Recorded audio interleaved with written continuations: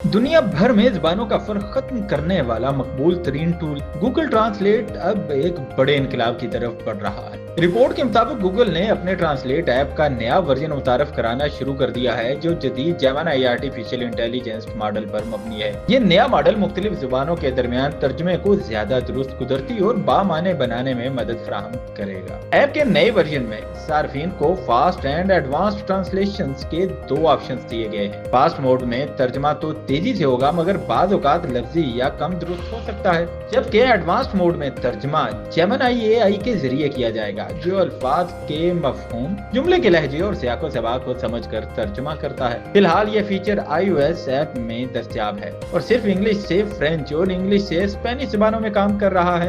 अलबत्ता रिपोर्ट के मुताबिक जल्द ही इसे एंड्रॉइड सार्फिन के लिए भी पेश किया जाएगा और मजीद ज़बानों को भी शामिल किया जाएगा। गूगल के मुताबिक यह नया एआई वर्जन तर्जुमे के मेयार को बिल्कुल इंसानी सतह के करीब ले आएगा। यूं अब तर्जुमा सिर्फ लफ्जों का नहीं बल्कि मानी और एहसासात का भी होगा, बिल्कुल वैसा जैसा बोलने वाला कहना चाहता है।